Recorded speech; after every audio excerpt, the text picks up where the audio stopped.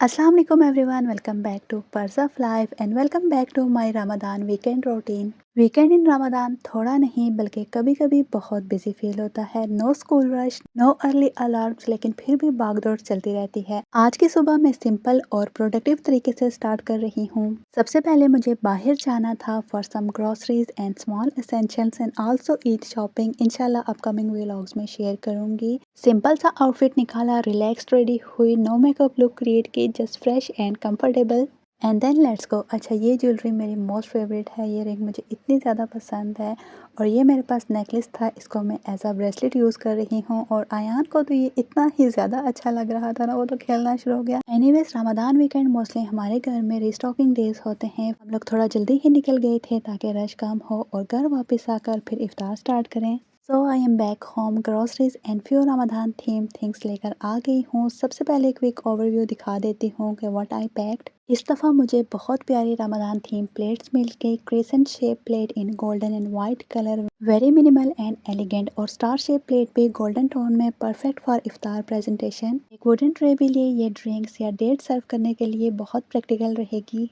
New knife set लिया, साथ में नाइफ शार्पनर भी और कुछ स्मॉल यूजफुल आइटम्स भी लिए जो डेली कुकिंग में काम आते हैं। Kitchen essentials and home essentials भी रिस्टॉक किए। क्रिसेंट एंड स्टार प्लेट के लिए I am so happy. I like keep my serving simple but festive during Ramadan. थोड़ा सा थीम ऐड करने से table setup automatically special feel देता है। अभी मेरे पास कुछ टाइम था तो मैंने सोचा सब चीज़ें अपनी प्रॉपर प्लेस पर सेट कर दूं।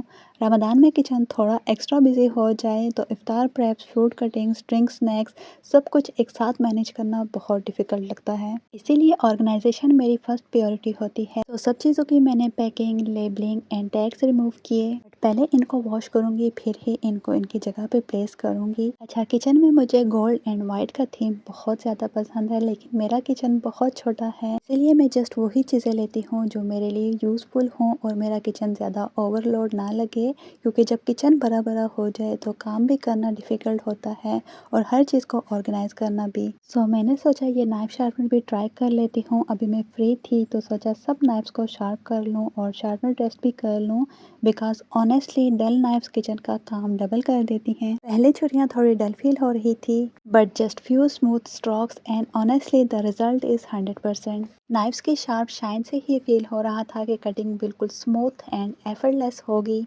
Seriously good tools really make a difference. एक और इम्पोर्टेंट चेंज जो मैंने किया है, आयान की फीडर्स रिप्लेस कर दी। पहले प्लास्टिक यूज कर रही थी, लेकिन अब मैंने glass jars, microwave save option choose किए हैं। आयान के टाइम पे भी मैं यही यूज करती थी, लेकिन ये स्टॉक कहीं से मिलता ही नहीं था। सो इस बार मैंने इस चूज का सबसे मेन पर्पज ये था कि प्लास्टिक को बार बार हीट करना हेल्थ के लिए आइडियल नहीं होता, स्पेशली बच्चों के लिए। So I am switching to saver options and also long term के लिए भी बेटर रहती हैं। तो ग्रोसरी सेट करने से पहले मैंने फ्रिज को 5 मिनट का क्विक क्लीन अप टच दे दिया।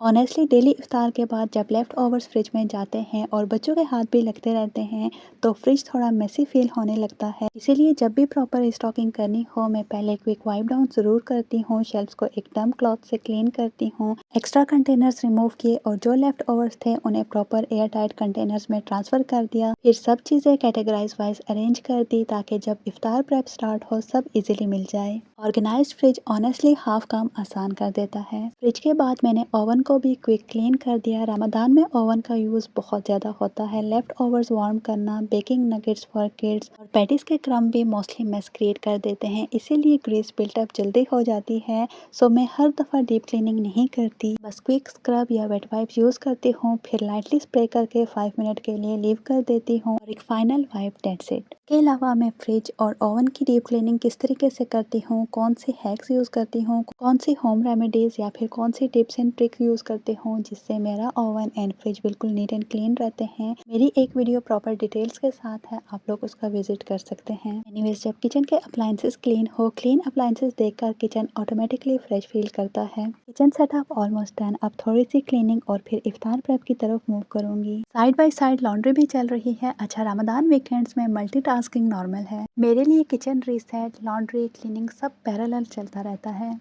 और यहाँ एक और चीज़ जो मुझे अक्सर पूछी जाती है, रूम में कपड़े ड्राई करने से स्मेल नहीं आती और आप बाहर क्यों नहीं सुखाती? तो सिंपल सी बात है, अबू धाबी के विलास में बाहर डस्ट बहुत ही ज़्यादा होती है, स्पेशली ओपन एरियाज़ में। तो अगर कपड़े बाहर ड्राई करें तो फाइन सैंड और डस्ट इजीली सेटल हो जाती है, इसीलिए लोग mostly indoor drying racks use करते हैं। और सेकंड रीज़न ये भी है कि कपड़े बिल्कुल गीले नहीं होते, बस हल्के से मॉइस्ट रहते हैं, तो ऐसी इन्वायरमेंट में कपड़े प्रॉपरली ड्राई हो जाते हैं। बस एक टिप है, आपका रूम वेंटिलेटेड हो और कपड़े थोड़ा डिस्टेंस से हैंग करें ताकि एयर सर्कुलेट करे और इस तरह स्मेल भी नहीं आती और कपड़े सेफ भी रहते हैं। और थर्ड रीज़न यहाँ विलास के रूल्स में होता है कि पर्सनल आइटम्स बाहर विजिबल एरिया में नहीं रख सकते, इसीलिए मोस्टली ओवरसीज होम में इंडोर ड्राइंग कॉमन है। बट इतने रूल्स एंड रेगुलेशन के बावजूद बहुत से लोग विला के बाहर ही हैंग करते हैं। मुझे समझ नहीं आती, हर तरफ इंस्ट्रक्शन प्रॉपरली प्लेस्ड होती हैं और बहुत दफ़ा इनको फाइन भी हुआ है, but I don't know again and again वही मिस्टेक्स कैसे लोग रिपीट करते हैं। एनीवे बाउंड्री सब सेट करके मैंने रूम का क्विक टाइडी अप स्टार्ट कर दिया।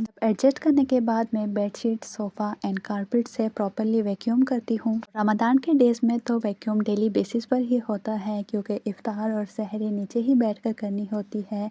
इसके अलावा जब आपका रूम क्लीन होता है तो ऑटोमेटिकली एक बहुत ही फ्रेश वाइब्स आती हैं। Clean floors plus organised room is equal to peaceful mind. So अल्हम्दुलिल्लाह अब घर प्रॉपरली रीसेट हो चुका है और अब मैं कामली इफ्तार प्रेप स्टार्ट कर सकती हूँ। ऑनेस्टली अभी वेदर काफ़ी डस्टी हो चुका है। मॉर्निंग टाइम बिल्कुल क्लीन था, लेकिन अबू धाबी में ऐसे सडन चेंजेस कॉमन होते हैं, कभी तेज़ हवा, कभी आंधी, कभी ड्राई एयर। वेदर कब चेंज हो जाए पता ही नहीं चलता। यूएई में वेदर कभी हॉट एंड कभी डस्टी ज़रूर होता है, लेकिन फिर भी रमदान का अपना ही सुकून होता है। कभी कभी मुझे पाकिस्तान का रमदान भी याद आता है, वहाँ की इवनिंग, मस्जिद की रोशनियाँ और गलियों का इफ्तार टाइम। हज़र लोग इफ्तार नेबर्स में डिस्ट्रीब्यूट करते हैं और हर तरफ एक अलग ही रूहानी एक्साइटमेंट होती है। लेकिन ओवरसीज रहकर कभी जब घर में दस्तरखान सेट होता है और फैमिली साथ होती है तो रमदान की वही वार्मथ और बरकत फील होती है। मैंने अपने लाइफ एक्सपीरियंस से ये नोटिस किया है कि हम जहाँ कहीं भी हों, हमारी फैमिली अगर हमारे साथ हो, सब कुछ ब्लेसिंग लगता है। एनीवेज हर जगह रमदान अपने तरीके से खूबसूरत लगता है। तो है इन्हीं यादों के बावजूद मैंने विंडो को ओपन किया ताकि अपने होम ग्रो मिंट पिक कर सकूं। फ्रेश पुदीने की खुशबू वाकई ही अलग होती है। जैसे ही लीव्स रिमूव करती हूँ, नेचुरल सी फ्रेश फ्रेगरेंस आ जाती है। अच्छा, इस फ्रेगरेंस से मुझे अम्मी का मिनी गार्डन याद आ रहा है। उन्होंने छत पे बहुत ही प्यारी प्यारी वेजिटेबल्स और प्लांट्स प्लांट किए हुए हैं और क्यारियाँ बना के फ्लावर्स लगाना मेरी अम्मी को इनका बेहद शौक है। अच्छा, मेरे बच्चों को ये स्मेल बहुत पसंद है। उन्होंने तो मिंट लीफ के साथ खेलना शुरू कर दिया, छोटी छोटी लीव्स की खुशबू लेते रहे और इस छोटी सी एक्टिविटी से बच्चों को काफ़ी ज़्यादा एक्साइटमेंट हुई, बहुत ही ज़्यादा खुश हुए। उनके लिए ये प्ले टाइम था और मेरे लिए little me time with my kids था। मिंट रिमूव करने के बाद आज मैं फ्रेश चटनी बनाऊंगी और साथ में simple homemade Rooh Afza mojito style drink for इफ्तार बनाऊंगी। फ्रेश इंग्रेडिएंट्स का टेस्ट और स्मेल ऑनेस्टली बिल्कुल डिफरेंट ही होता है। एनीवेज अब किचन में प्रॉपर इफ्तार प्रेप स्टार्ट हो चुका है। फ्रूट चाट रेडी हो चुकी है, डेट्स भी सब सेट हैं, चटनी ब्लेंड हो चुकी है, रूह अफ़ज़ा मोहितो भी रेडी है। लास्ट में बस फ्राइंग चल रही है और मैं कामली सब चीज़ें काउंटर पर असेंबल कर देती हूँ। कोशिश होती है कि लास्ट मिनट रश ना हो, इसीलिए थोड़ा पहले ही सब मैनेज कर लेती हूँ। लास्ट फ्यू मिनट्स में एक तरफ फ्राइंग होती है और दूसरी तरफ मैं इफ्तार से पहले दस्तरखान सेट कर देती हूँ। मेरा रमदान कॉर्नर मेरा मोस्ट फेवरेट एरिया है। सिंपल है बट फेस्टिव टच के साथ है। मैं मोस्टली इसी टाइम फेरी लाइट्स ऑन कर देती हूँ, प्रोजेक्टर भी ऑन कर देती हूँ। प्रोजेक्टर पर सॉफ्ट इस्लामिक रिमाइंडर और काम विजुअल बैकग्राउंड में चल रहे होते हैं। प्रोजेक्टर लाइट, लेजर लाइट, सब कुछ इस टाइम पर ऑन होता है। बहुत ही कोजी वाइब्स होती हैं। लाइट्स डिम, दस्तरखान सेट, घर में प्रॉपर रमदान सा इन्वायरमेंट फील हो रहा होता है और ये छोटी छोटी चीज़ें सीरियसली रमदान को बहुत स्पेशल बना देती हैं। और बस इस टाइम इफ्तार रेडी, दस्तरखान रेडी और फिर अजान का वेट। अल्हम्दुलिल्लाह सब मिलकर बिस्मिल्लाह के साथ इफ्तार करते हैं। अल्हम्दुलिल्लाह for another beautiful Ramadan day and अल्हम्दुलिल्लाह फॉर एवरीथिंग। अल्लाह ताला हम सब के रोज़े और इबादत कबूल करे। अल्लाह ताला हमारे घरों में सुकून, बरकत और रहमत अता फरमाए और हमारे बच्चों को सेहत, हिदायत और नेक रस्तों पर चलने की तौफीक दे और हमारी छोटी छोटी कोशिशों को अपनी बारगाह रहमत में कबूल व मंजूर फरमाए और हमें रमदान की असली रूह और सब्र नसीब करे। आमीन सुम्मा आमीन। टेक केयर एंड अल्लाह हाफिज़।